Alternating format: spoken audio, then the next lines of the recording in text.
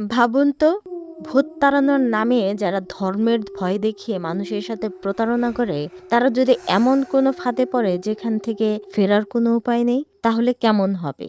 আজকে আমরা এমনই এক লোমহর্ষক গল্প জানব, যার ক্লাইম্যাক্স আপনার রাতের ঘুম কেড়ে নেবে। তাহলে চলুন শুরু করা যাক। গল্পের শুরুতেই আমরা দেখি রাতের ঘুটঘুটে অন্ধকার রাস্তা দিয়ে এক ব্যক্তি গাড়ি চালিয়ে যাচ্ছে। তার নাম শাইক, আর সে মানুষের শরীর থেকে ভূত তাড়িয়ে থাকে। তার চেহারায় এক অদ্ভুত শূন্যতা। সে গাড়ির সানভাইজারে রাখা একটি ছোট্ট মেয়ের ছবির দিকে এক দৃষ্টিতে তাকিয়ে থাকে। ছবিটি দেখে মনে হয় মেয়েটির সাথে তার এক গভীর আর যন্ত্রণাদায়ক অতীত জড়িয়ে আছে। এরপর শাইখ এসে পৌঁছায় একটি বাড়িতে।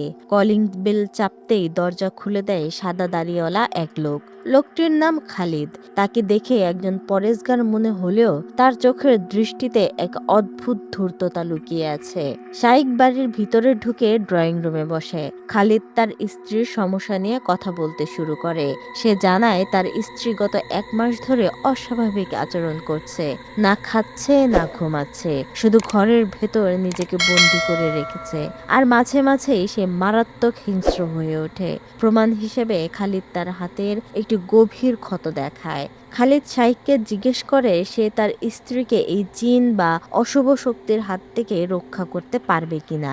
শাইখ খুব আত্মবিশ্বাসের সাথে বলে, অবশ্যই পারবো। কিন্তু এরপরই বেরিয়ে আসে শাইখের আসল রূপ। সে জানায় এই কাজের জন্য সে সাধারণত 15,000 দিরহাম নেয়, তবে সে 10,000 দিরহামে রাজি।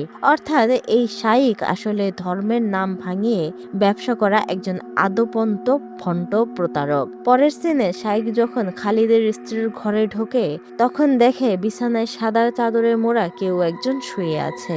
তখন শাইখ তার কিছু জিনিস লাগবে বললে খালিদ রুম থেকে বেরিয়ে যায়। আর এই সুযোগে শাইখ তার সুটকেস থেকে একটি অদ্ভুত ইলেকট্রিক মেশিন বের করে সেই মেয়েটির আঙুলে মেশিনের একটি ক্লিপ লাগিয়ে দেয়। ততক্ষণে খালিদ আবার রুমে ফিরে আসে, আর শাইখ বিড়বিড় করে কিছু একটা পড়ার ভান করে, আর পা দিয়ে মেশিনের একটি সুইচ চেপে দেয়, যেন সুইচ চাপলেই জিন পালিয়ে যাবে। আর অদ্ভুতভাবে মেয়েটির শরীর লাফাতে থাকে। এরপর সে খালিদকে একটি পানির বোতল দিয়ে বলে, চিন্তার কিছু নাই, জিন চলে গেছে। আর এই পানি পড়া তার স্ত্রীকে দিনে 7 বার খাওয়াতে হবে। এরপর খালিদ রুম থেকে চলে গেলে শাইখ মেয়েটির শরীর থেকে তার যন্ত্রটি খুলে ব্যাগে লুকিয়ে ফেলে। তারপর কিছু একটা মনে করে শাইখ মেয়েটির মুখের চাদর সরিয়ে দেয়। আর তখনই ঘটে প্রথম টুইস্ট। মেয়েটি কোনো জিনগ্রস্ত রোগী নয়, তার মুখে আঘাতের চিহ্ন। সে ব্যথায় কাতরাচ্ছে।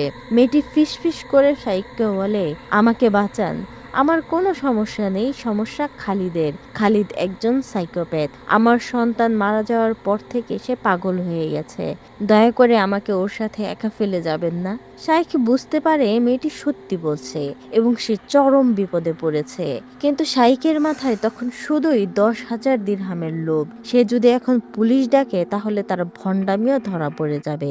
তাই সে অত্যন্ত নিষ্ঠুরভাবে মেয়েটির আকুতিকে অগ্রাহ্য করে।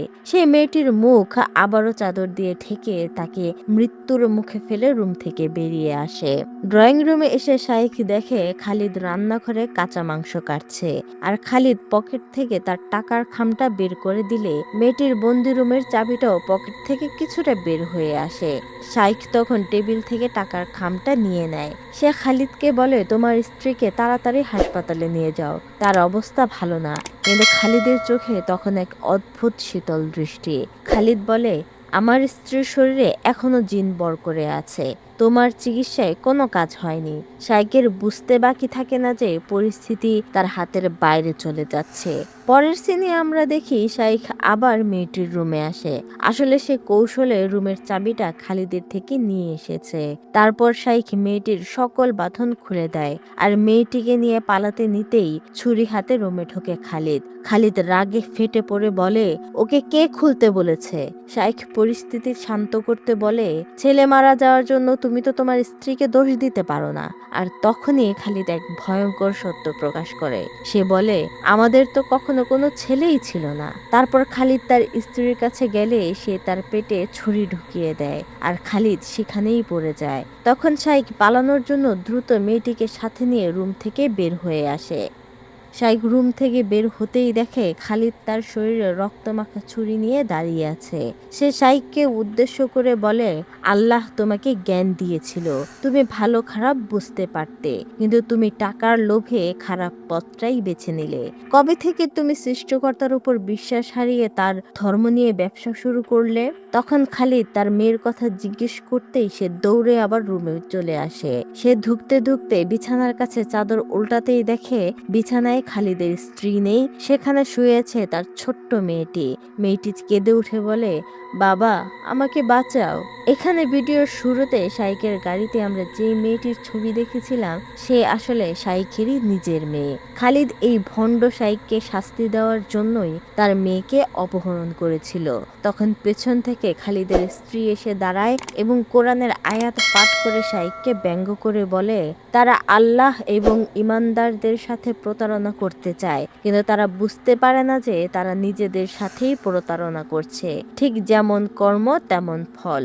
নিজের মেয়ের এই করুণ পরিণতি দেখে শাইখ আর্তনাদ করে ওঠে এবং তার মেয়েকে ছেড়ে দিতে বলে, কিন্তু তখন শাইখ পিছনে ফিরে বিছানায় আর তার মেয়েকে দেখতে পায় না। একই সাথে খালিদের স্ত্রীও গায়েব হয়ে যায়। মূলত পুরো ঘটনাটাই শাইখের কল্পনা ছিল। শেষ সিনে দেখা যায় শাইখও তার নিজের কাজের জন্য অনুতপ্ত হয় আর ধীরে ধীরে অন্ধকার মিলিয়ে যায়। আসলে ধর্ম নিয়ে ব্যবসা আর লোভের পরিণতি যে কতটা ভয়ঙ্কর হতে পারে এই ফিল্মটি তারই এক নিখুঁত উদাহরণ। তো ভিউয়ার্স, কেমন লাগলো সিনেমাটি কমেন্টে জানাতে একদম ভুলবেন না। দেখা হবে পরের ভিডিওতে, ততক্ষণ ভালো থাকুন।